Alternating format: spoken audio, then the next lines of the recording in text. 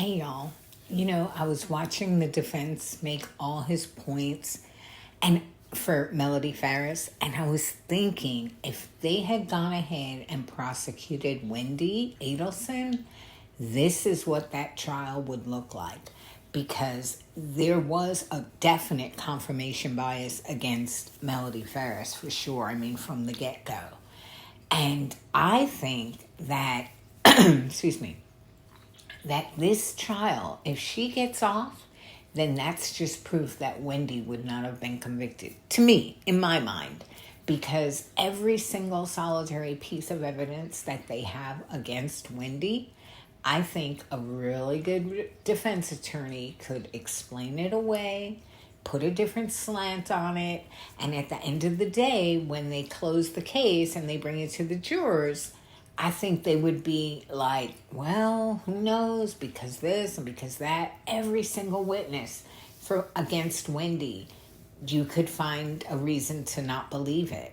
And I think the same thing holds true for this Melody Farris case. I mean, yeah, in our gut, we know that Wendi definitely either instigated or was involved in some way or celebrated something where we know that without Wendi, Dan would still be alive today. We know that.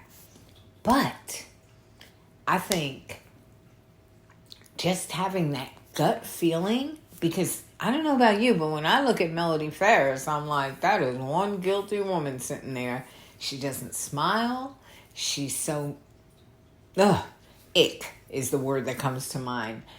And technically, she should just, I'm surprised that the jurors didn't come back with a guilty verdict right away. Just like Sarah Boone, I think everybody was prepared for it.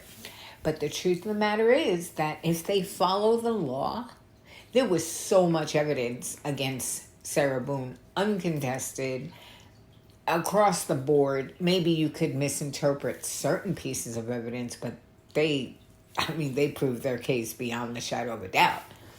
But in this case, I think every single piece of evidence, if you take it apart, you always kind of get right up to the finish line and then you drop the ball because they couldn't prove it.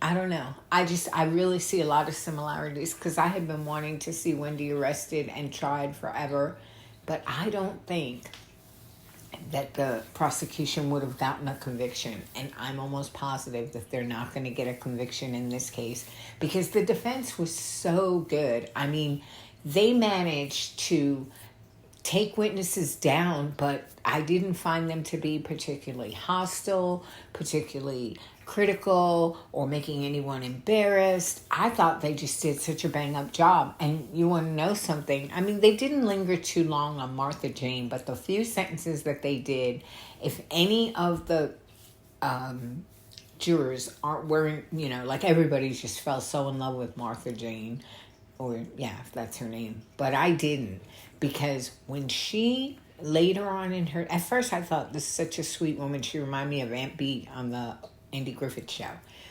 But then towards the very end, when she admitted that she was watching YouTube, that's like watching Turtle Boy and saying, oh, Karen Reed is innocent. I saw the similarities there. But not only that, if you remember towards the end of Martha Jane's, is Martha Jane? Whatever. If you remember towards the end of her testimony, I kind of saw a very judgmental and gossipy woman come out when she started to admit how much she disapproved of Melody Farris's affair.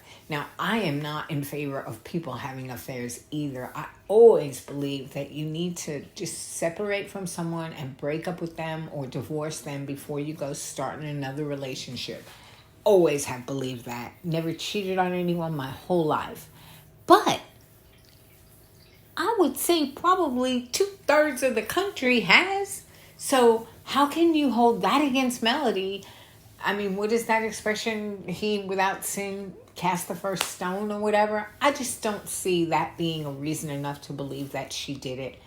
And there's so many other unexplained questions that we don't have the answer to. So I am just putting my hat in the ring, or whatever you want to say, for a non-guilty verdict. Not because they don't believe that she did it, because you can't just go with your gut, you know.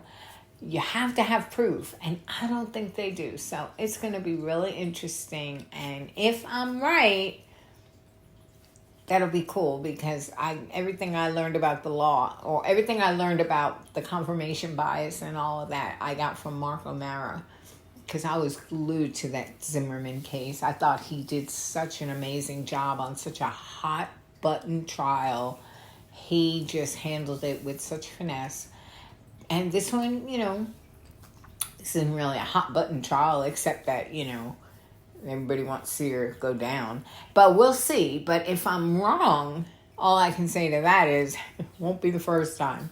So it'll be interesting to see. Thanks, y'all. Bye.